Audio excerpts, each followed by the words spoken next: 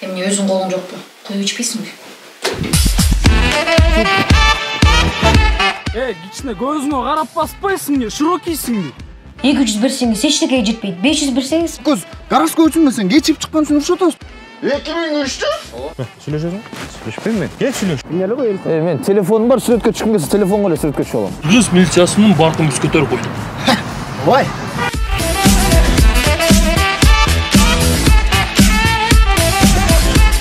Тартылбайм бул жерге.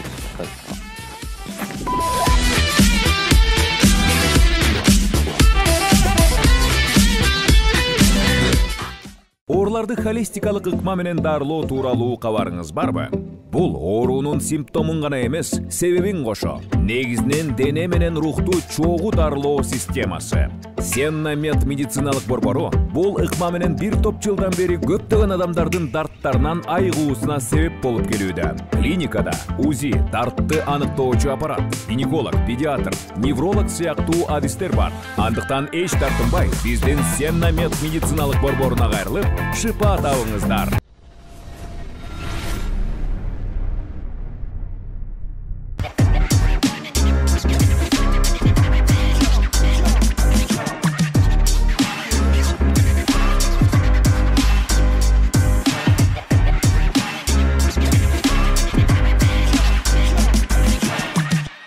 Саламатсыздарбы, урматтуу телекөрүүчүлөр. Мен Урмат Карачев, бул ким билет интеллектуалдык акыл таймашы. Урматтуу көрүүчүлөр, биздин оюндун катышуучулары менен сиздерди тааныштырайын. Бүгүн бизде конокто актриса, вайнер, блогер Нуриза Бектурова жана Instagram жылдыздары деп айтсак болот, Медер Нур Кадыров.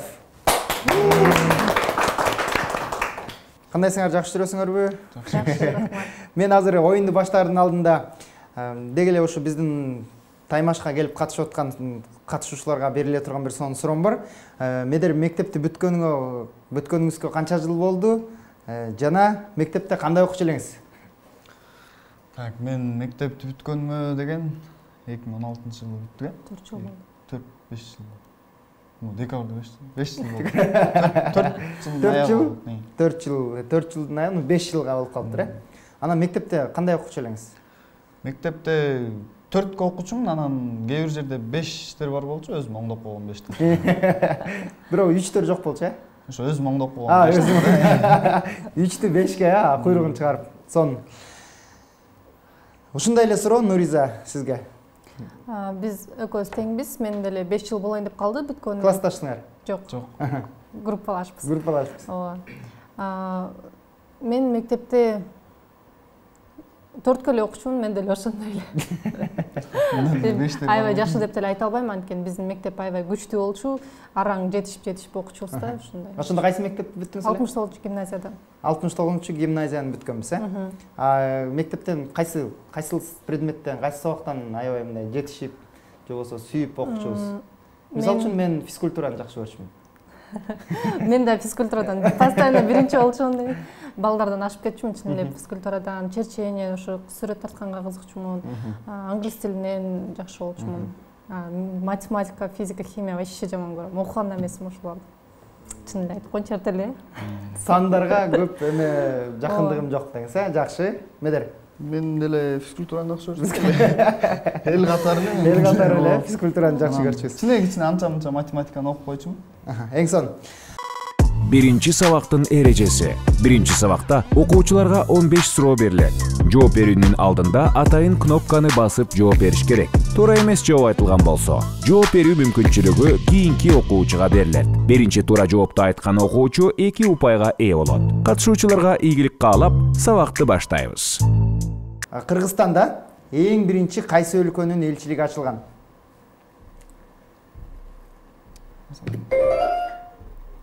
Америка. Америка Кошмо Штаттарынын элчилиги биринчи ачылган.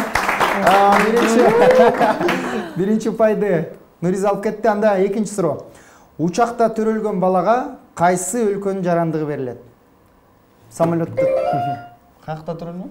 Учакта, самолетто төрөлгөн. Самолетто төрөлгөн балага. Асман. Асмандын жарандыгы берилет. Эме деп уккам. Кайсы өлкөдөн ошол өлкөгө учуп баратса, эки өлкөнүн тең жарандыгы. жарандык эмес эмне эле? Билбейм. Жок, самолеттон төрөлбөйт да, өзү монтип кыйналып учуп баратса кантип төрөлөт? Жок, ошондой учурлар болот. Самолетто төрөлүп калган болсо эгерде. Эки өлкөнүн тең жарандыгы берилет. Жок, каяка учуп барат да. Эки өлкөнүн тең жарандыгы берилет да, кайсы мамлекеттен кайсы мамлекетке учуп баратса. Андай эмес экен, сиздин жолуңуз. Менин жолумбу? Асман деп берет. Асман жол. Анда бул упай менде калды, мындай дейт. Учакта төрөлгөн бала кайсы өлкөнүн жарандыгын алат десеңер, учак, самолет кайсы өлкөгө таандык болсо, ошол өлкөнүн жарандыгы берилет экен. Чындыктуу. Байконур космодрому кайсы өлкөдө жайгашкан? Жок, билбейм. Казакстанда жайгашкан. Медерге 2 упай беребиз. Кийинки суроо мындай экен. Дүйнө жүзүндөгү эң бат чуркаган спортчу ким? Уилл Смит. Жок. Усейн Болт. Медерге 2 упай бердик. 5-чи суроого келип калдык, мындай дейт. Кесилишпеген түз сызыктар кандай аталат? Түз сызык. Кесилишпеген түз сызыктар. Кесилишпеген түз сызыктар. Параллель деп аталат. Медерге дагы 2 упай бердик. Кыргыз улуттук университет кимдин атынан коюлган? Карасаев. Хусейн Карасаев жок. Кыргыз улуттук университети. Жусуп Баласагын. Жусуп Баласагын. Медерге дагы 2 упай бердик. Жакшы. Кийинкиси өсүмдүктөр жөнүндө илимди эмне деп атайт? Өсүмдүктөр жөнүндө илимди эмне деп атайбыз? Биология эмес экен. Ал адамдын түзүлүшүн өсүмдүктөр жөнүндө илим. Анатомия жок. Анатомия эмес да? Анатомия эмес. Агай деп элем. Агай деген учурда башкы тамгасы Б-дан башталат экен. Биология да ошо. Биология эмес. Башкача биология. Башкача биология. Өсүмдүктөр жөнүндө илимди ботаника деп атайт. Ушул ботаника болсун. Кийинки суроо, 8-чи суроого жетип калдык. Менделеевдин түшүнө эмне кирген? Эмне кирген? Билбейм. Таблица кирген да жанагы. Эмне деп койчу эле? Элементтер кирген. Элементтер кирген. Нуризага 2 упай бердик. Химиялык элементтер системасы кириптир. Түшүнө. Кийинки суроо, 7/8 канча? 56. 7/8 56. 10-чу суроо тарыхтан экен. Троя шаарын кимдер талкалаган? Троя шаарын ким талкалаган? Эсиңерге салып коеюн. Агай деп кайрылсаң. Агай. Башкы тамгасы Г. Геркулес. Жок, Геркулес бул бир эле кишинин аты. Троя шаарын кимдер талкалаган дейт суроо. Геркулес кимдер? Кайсы улут же болбосо жооп барбы? Жок. Троя империясын гректер талкалаган экен, гректер. Анда биз 13-чү суроого, 11-чи суроого жеттик достор. Кыргыздар жөнүндө эң биринчи эскерүү качан болгон? Кыргыздар жөнүндө эң биринчи эскерүү качан болгон? Качан болгон? Тарыхтан. Тарыхтан, Тарыхты мен анча окучумун, окудум. Анда агай. Биздин заманга чейин болгон экен, биздин заманга чейин. Баланчанчы жыл? 100-чү жыл. Жок, 100-чү жыл эмес.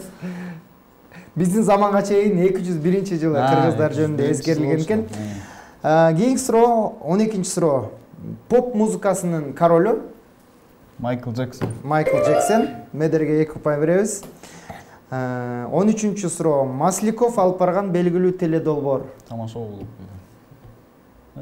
Масликов алып барган белгилүү теледолбоор? Ким? Тамашоо да. Тамашоону Эрмек Нурбаев алып барган теледолбоор. Масликов болсо? Анда тамашоонун премьер лигасына. Мен КВН. КВН'ди алып барган. Медерге 2 упай беребиз. 14-чү суроо. Сакура өсүмдүгүнүн мекени? Жооп бересиңби? Япония. Туризага 2 упай бердик. Анда эң акыркы суроо. Дүйнөнүн 7 кереметине кирген пирамида. Дүйнөнүн 7 кереметине кирген пирамида бул кайсыл пирамида? Башкы тамгасы айта берейинби? Агай. Агай? Башкы тамгасы Х. Сөгүнсө болбойт дедим. Сөгүнсө болбойт. Х болсо. Хребет. Анда бул упай дагы менде калсын. эчтеке Дүйнөнүн 7 кереметине кирген пирамида бул Хеопстун пирамидасы болчу. Билчүсүңөр, унутуп калдыңар, билчү эмеспиз. Анда менимче силерге дагы пайдалуу эле болду окшойт деп ойлоп атам.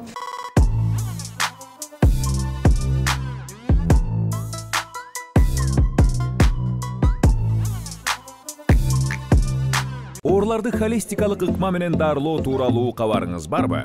Бул оорунун симптомун гана эмес, себебин кошо. Негизинен дене менен рухту чогуу дарылоо системасы. Сенна Мед медициналык борбору бул ыкма менен бир топ жылдан бери көптөгөн адамдардын дарттарынан айыгуусуна себеп болуп келүүдө. Клиникада УЗИ, дартты аныктоочу аппарат, гинеколог, педиатр, невролог сыяктуу адистер бар. Андыктан эч тартынбай, биздин Сенна Мед медициналык борборуна кайрылып, шыпа табыңыздар. Экинчи сабактын эрежеси. Бул сабакта окуучуларга дүйнөдө белгилүү болгон 5 факт берилет. Ал фактыларга туура жооп берген окуучуга 2 упай, ал эми күлкүлүү жооп бергенге 3 упай берилет. Кимиси таң калтырарын ушул сабактан көрө алабыз. Анда биринчисин окуп көрөйүн, аракет кылабыз. Мындай дейт. Крокодилдер суунун тереңирээк жерине чөгүш үчүн кандай ыкма колдонушат? Башын сууга салыш. Башын сууга салышат. Суу жутуп алышат. Суу жутуп алышат. Пирстен секиришет. Пирстен секиришет.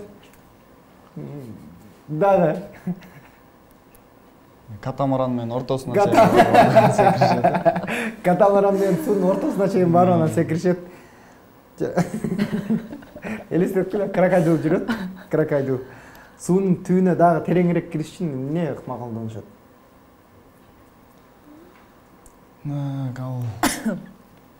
Ал негизи суу жаныбарбы? Крокодил негизи суу жаныбар.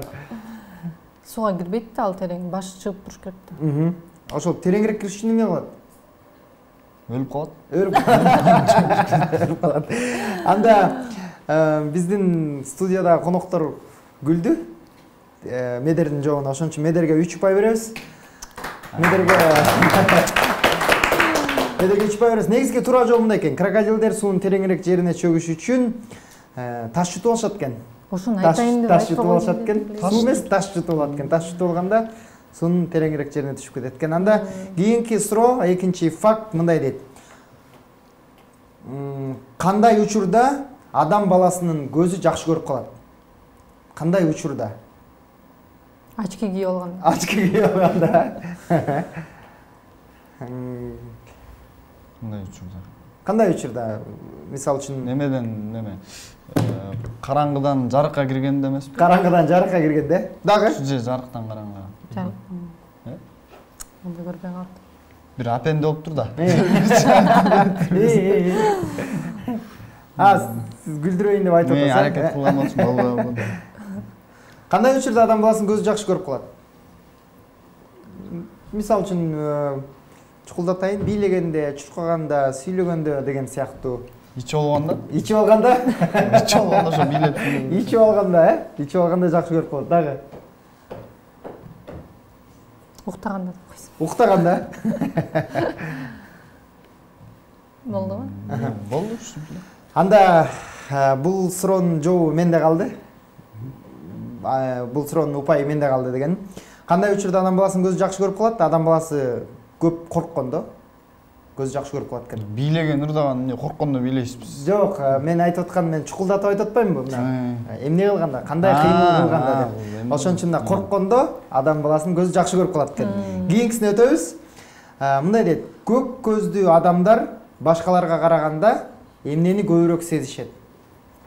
Көзү көк болгон адамдар башка адамдарга караганда эмнени көбүрөөк сезишет? Көзүнүн көк экенин? Көзүнүн көк экенин. Дагы.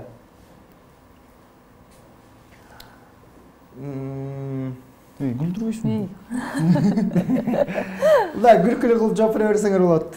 Мен дагы чукулдатып айтайын, көк көздүү адамдар кара көздүү адамдарга караганда эмнени көбүрөөк тездирээк сезишет, же болбосо көбүрөөк сезишет? Жамандыкты сезип турушат. Жамандыкты, Жылуулук. чукулдуу, жылуулукту, чукулдады жамандыкты деген. Жакшылыкты. Жакшылыкты, Кырсыкты. кырсыкты. Биз анда Нуризага да кичине көтөрмөлөп 2 упай беребиз. Анткени мындай чукулдады да, негизи мындай экен. Көк көздүү адамдар башкаларга караганда ооруну тезирээк сезишет экен, ооруну көбүрөөк сезишет экен. Ошон үчүн кырсык, оору дегенде биз чукулдатып Нуризага 2 упай бердик. Нуризаны коебуз. Анда кийинки суроо мындай дейт. Адам баласынын бети кызарганда дагы кайсыл жери кызарат? Кулагы. Кулак. Бети Же болбосо дагы кайсы дене мүчөсү кызарат? Жамбаш. Жамбаш кызарат. Жок, ал жер эмес экен. Көзү кызарат. Бети кызарганда көзү кызарат, Жок, көзү кызарбайт. Наоборот, Мурду кызарат. Мурду кызарат. Дагы Бети кызарганда эмнеси кызарат да? Өпкөсү кызарып кетет. өпкөсү. Бети кызарганда өпкөсү кызарып кетет. Ал бетим неге кызарып атат, ошону билбейм. Негизи эле адам баласынын бети кызарганда дагы кайсыл жери кызарат деген суроо экен да. Дагы кайсыл жери кызарып кетиши мүмкүн? Күлкүлүү кылып жооп берсеңер 3 бай беребиз айткам, Бети кызарса, эмнеси кызарышы мүмкүн? Тиштери кызарып кетиши мүмкүн. Анда биздин Медердин жообуна студияда коноктор мындай кичине Көтөрмөлөп, Медерге дагы 3 бай беребиз. Негизи адам баласынын бети кызарганда анын курсагы дагы кызарып кетет экен. Менимче биздин көрүүчүлөргө дагы бул кызыктуу болду болуш керек. Медер, сизди куттуктайбыз. Анда эң акыркы суроо, 2 раундтун акыркы суроосу факт. Мындай дейт. Дүйнөдө эң жогорку акылдуулукту көрсөткөн 2 адам бар. 2 адам бар. Алар айымдар. Аял кишилер. Бирок айымдар канчалык акылдуу болбосун, алар бир нерсени такыр билбейт экен. Эмнени? Бир жакка кечикпей барганды, күттүрбөгөндү. Бир жакка кечикпей барганды, дагы. Мен сен нелерди кылчу? Такыр билбейт экен дедиз, Негизи статистика боюнча дүйнөдө эң акылдуу, IQ-су эң бийик 2 адам бар экен. Ал айымдар да, аял кишилер. Аял кишилер баарын жакшы билген менен, бирок бир нерсени такыр билбейт экен. Бул эмне? Эмне болушу мүмкүн? Эмнеге 2 адам, 2 адам еще айымдар? Ошол 2 адамды аташыбыз керекпи же? Жок, мен суроону мындай түшүндүрөйүн. Ошол 2 адамды дүйнө жүзү боюнча эң акылдуу деп табышканда, бирок ал кишилер эркек кишилер эмес, аял кишилер. Негизи аял кишилер акылдуу деген менен, бирок алар бир нерсени такыр билбейт экен. Ал эмне болушу мүмкүн? Не болушу мүмкүн? Тамак жасаганын билбейт го. Тамак жасаганды. Сен өзүң немелериңди айтып бересиң. Жаны. Мен билбейм. Боянгонду билбейт ке? Боянгонду? Дагы. Боянгонду эми баары эле билишет. Мен дагы бир жолу окуйм бул суроону, Дүйнөдөгү эң жогорку IQ көрсөткөн 2 адам бар. Алар аялдар. Бирок аялдар канчалык акылдуу болбосун, алар бир нерсени такыр билбейт экен. Бир нерсени аябай мына акылдуу, айымдар акылдуу дейбиз го негизичи. Бирок ошончо акылдуу болсо дагы бир нерсени билбейт экен. Ал эмне болушу мүмкүн? Эмнени билбейт? Эмнени билбейт? Эмнени билбейсиңер? Мен билбесем билбейм да. Вот билбегенди билбейт. Анда бул суроонун жообу дагы, упайы дагы менде калды. Негизи айымдар баарын жакшы билген менен бир нерсени билбейт. Ал эмне? Ал махабаттуу. Ал көчөгө эмне кийерин билбейт экен. Айымдар. Логично болду, Урматтуу көрүүчүлөр, ошо менен биздин экинчи раундтагы соңуна келип жетти.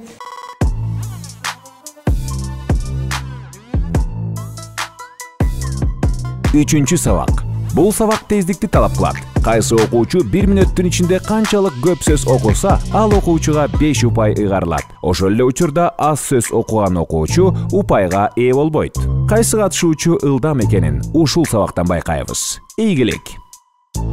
Анда оюндун шарты боюнча кимдин упайы аз болсо ошол оюнчу баштайт. Биз Нуризага кезекти бердик. Нуриза, даярсыз? 1 мүнөттө көбүрөөк сөз окуганга аракет кылабыз. 1, 2, 3, баштадык. Чоң киши башынан өткөн коркунучту дайыма эсине туткандай бала да эң коркунучту унутпайт экен.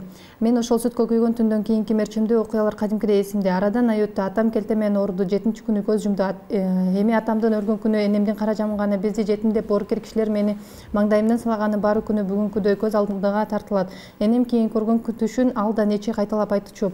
Бирде ыйлап, бирде күлүп, ошол кара чунактын тебетеги колтугумда калбаса, ошол сүткө күйгөндө эле майып болмок экен. Ушул кара чунактын ордуна теңир кошкон теңимди бербедимби? Андан мурда 7 уулумду, 5 кызымды уда алган жалаңкыч бул коркунучтуу колумдан талашпадыбы? Мен аларга бербей койсом, балаңды бербесең байыңды алабыз дешип, алдыга чаап Сыдыкбекти алып кетишип, жалаңкыч энем ушуларды айтканда мен 13 кишинин ордуна келген оңой эмес деп төшүмдү сокчумун. Анда энем айтып айтчу эмес, үйдөн чык кара чунак деп берүүчү. Менден үйдөн чыга жөнөчүмүн. Энемдин көңүлүн алаксытып жанында отурган божурашып калышчу. Кудай эми ушул жамандыктан аман койсун, байбиче төмөндөйүң бар. Кийинки 1 минуттаны биз Медерге беребиз. Анда Медер даяр болсок, 1, 2, 3, баштадык. Чоң киши башынан өткөн коркунучту дайыма эсине туткандай, бала да эң коркунучту унутпайт экен. Мен ошол сүткө күйгөн түндөн кийинки мерчемдүү окуялар кадимкидей эсимде. Арадан ай өттү. Атам келте менен ооруду. 7-чи күнү көз жумду. Эми атамдын өлгөн күнү энемдин кара жамынганы, бизди жетим деп боорукер кишилер мени маңдайымдан сылаганы баары күнү бүгүнкүдөй көз алдыга тартылат. Энем кийин көргөн түшүн алда нече кайталап айтчу. Бирде ыйлап, бирде күлүп коюп, ушул кара чунактын тебетегин колтугумда калбаса, ошол сүткө күйгөндө эле майып болмок экен. Ушул кара чунактын ордуна теңир кошкон теңимди бербедимби? Андан мурда 7 уулумду, 5 кызымды уда алган жалаңкыч бул кулунумду колумдан талашпадыбы? Мен аларга бербей койсом, балаңды бербесе байыңды алабыз дешип, алдыга чаап Сыдыкбекти алып кетишти жалаңкыч дейт. Эдем ушуларды айтканда мен 13 кишинин ордуна келген мен оңой эмес деп төшүмдү сокчумун. Анда энем айтып. Ошо менен урматтуу көрүүчүлөр, 3-чү раунддун жыйынтыгы боюнча 1 мүнөттө Нуриза 162 сөз окуса, Медер 1 мүнөттө 132 эле сөз окуп кеткен. 5 упайды биз Нуризага бердик.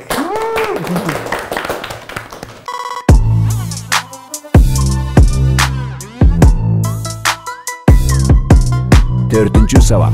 Окуучуларга атайын тандалган тема боюнча экран аркылуу сүрөттөр көргөзүлөт. Ар бир туура жоопко 2ден упай ыйгарылат. Экрандан мектеп куралдары, окуу куралдары, буюмдары көрсөтүлөт.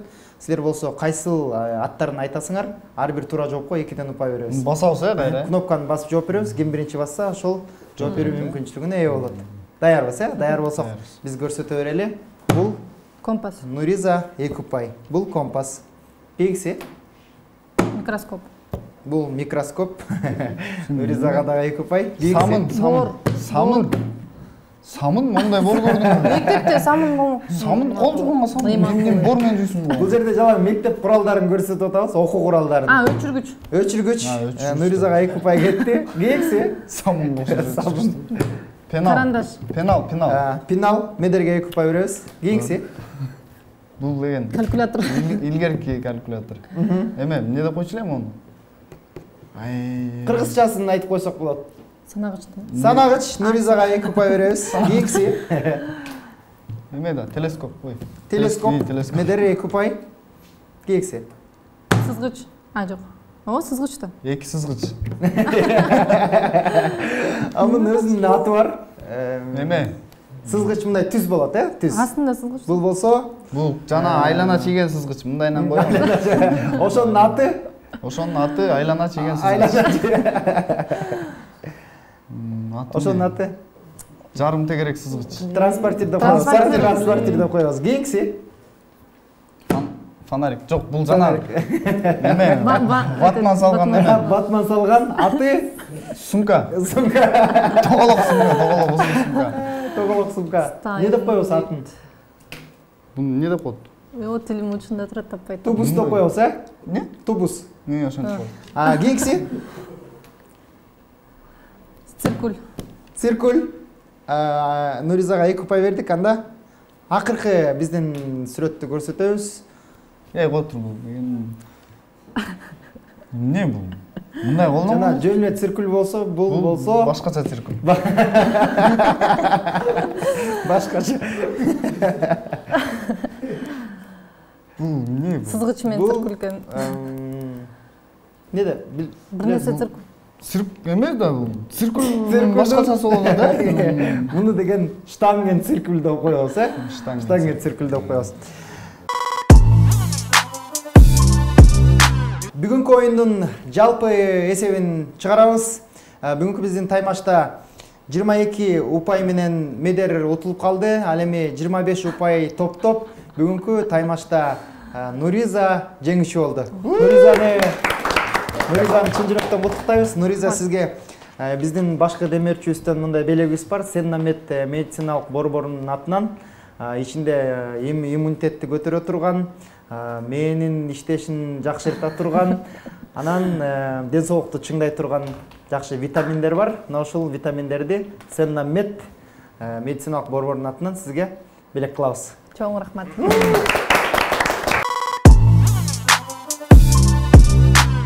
Урматтуу көрүүчүлөр, ошо менен бүгүнкү таймаш соңуна келип жетти. Бүгүнкү биздин конокто Нуриза менен Медер болду. Келип бергениңерге чоң рахмат. Биз сиздер менен коштошпойбуз. Эмки жумада көрүшкөнчө сак саламатта туруңуздар. Бул Ким билет долбоору. Урмат Карачев.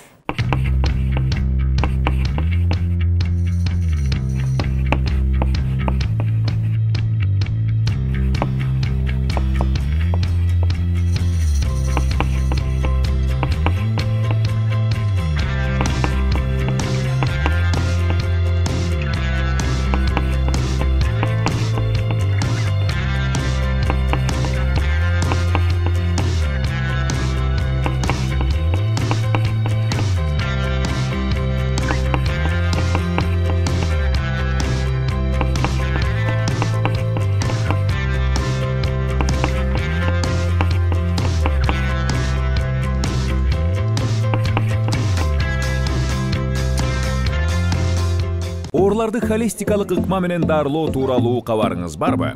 Бул оорунун симптомун гана эмес, себебин кошо. Негизинен дене менен рухту чогуу дарылоо системасы. Сеннамед медициналык борбору бул ыкма менен бир топ жылдан бери көптөгөн адамдардын дарттарынан айыгуусуна себеп болуп келүүдө. Клиникада УЗИ, дартты аныктоочу аппарат, гинеколог, педиатр, невролог сыяктуу адистер бар. Андыктан эч тартынбай, биздин Сеннамед медициналык борборуна кайрылып, шыпа табыңыздар.